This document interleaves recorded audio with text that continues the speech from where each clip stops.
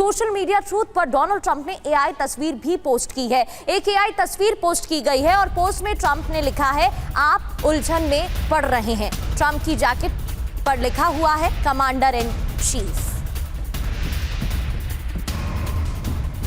Donald Trump की तरफ से एक और पोस्ट किया गया है। लगातार इस बीच एआई पोस्ट सामने आए हैं, अमेरिकी राष्ट्रपति डोनाल्ड ट्रंप की तरफ से किए गए हैं। एक और एआई पोस्ट, इस पोस्ट को देखिए, ये तस्वीर जहां उनकी तरफ से लिखा, आप उलझन में पड़ रहे हैं। जैकेट पर लिखा हुआ है, ट्रंप की जैकेट पर commander in chief.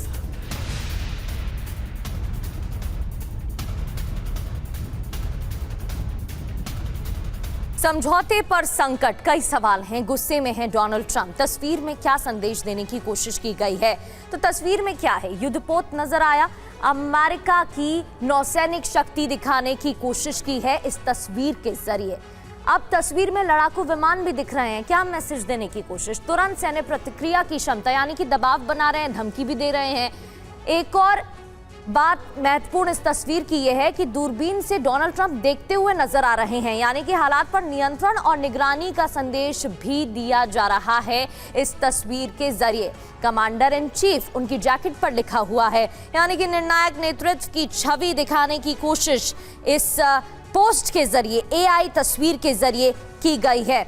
You are getting डिसकॉम्बुलेटेड, यानी कि आप डिस्कंफर्ट में आ रहे हैं, उलझन में पड़ रहे हैं। ईरान को सीधी चेतावनी देने की कोशिश डोनाल्ड ट्रंप की तरफ से की गई है। अब इस पोस्ट के मायने क्या है? डील पर विरोधाभासी संकेतों से डोनाल्ड ट्रंप की नाराजगी देखने को मिल रही है। शक्ति प्रदर्शन वाली तस्वीर से कठोर संदेश देने की कोशिश की गई है। ईरान पर हमले का दबाव बनाने की रणनीति देखने को मिल रही है। मनोवैज्ञानिक बढ़त हासिल करने की भी रणनीति दिखाई दे रही है।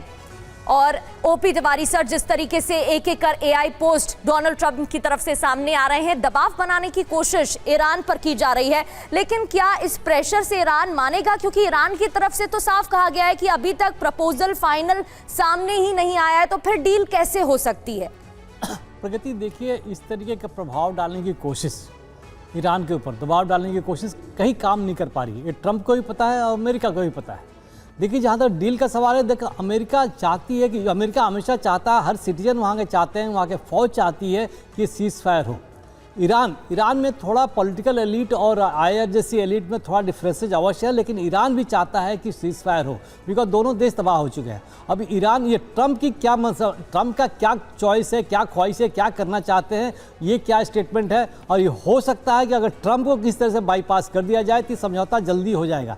कि जिस तरीके से आगे बढ़ रहे हैं, अभी जनेवा में जो उन्होंने प्लान किया था कि बैक चैनल से और ब्लैक डिप्लोमेसी से कुछ आगे बात बढ़ेगी, और इसमें नए देश भी सामने आए थे। कतार और यूएई भी सामने आया हुआ था, और पाकिस्तान जैसे अनरिलायबल देश को बाईपास कर रखा था इन्होंने। लेकिन आगे क्यों नहीं ट्रंप बढ़ने देना चाहते हैं, ये सोचने की बात है। और ट्रंप क्या चाहते हैं, ये ट्रंप को ही मालूम है या भगवान ऊपर वाले को मालूम होगा।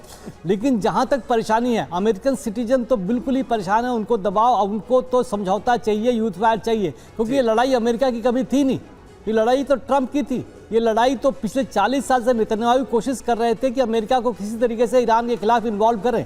ये पहली बार ये सक्षम हुए, सफल हुए थे। उसके बाद कई बार सीज फायर हुए, जैसे दत्ता साहब कोशिश की गई थी, लेकिन उसके बावजूद भी ये वॉर नहीं रुका, अटैक करते रहे। मतलब ईरान तैयार है, ईरान की तबाही हो चुकी है। अब ये ट्रंप को बाईपास करना है। ट्रंप, देखिए, अमेरिकन सिटीजन, अमेरिकी जनता, अमेरिकन लोग, अमेरिकी फौज जब तक ट्रंप को बाईपास नहीं करेंगे, ट्रंप को इससे अलग नहीं करेंगे, तब तक ये समझौता नहीं हो पाएगा। क्योंकि ईरान तो जिस कंडीशन में है, जो इंडिकेशन दे चुका है कि वो इतना कमजोर नहीं है कि झुकेगा। और बराबरी, देखिए, अभी मौका वेट कर रहा है। ईरान ने चांस नहीं लिया। इनके युद्धपोत बहुत खड़े हैं, बहुत पास में है, और ईरान की मिसाइलों के रेंज में है। अगर सिचुएशन थोड़ी ज़्यादा खराब होती तो अटैक उधर भी होगा। अभी फिलहाल अटैक खाली अरेबियन नेशंस पे हो रहा है, जहाँ पर मिडिल ईस्ट में ही हो रहा है, जहाँ पर उनके बेसेस हैं। देखिए, पहले जॉर्डन का अटैक नहीं किया था, अब ईरान जॉर्डन को भी अटैक कर रहा है। सबसे ज़्यादा कुवैत को कर रहा है, कि कुवैत में इराकी अमेरिकन पॉपुलेशन 13,000 की पॉपुलेशन वहाँ बैठी हुई है मिलिट्री के रूप में।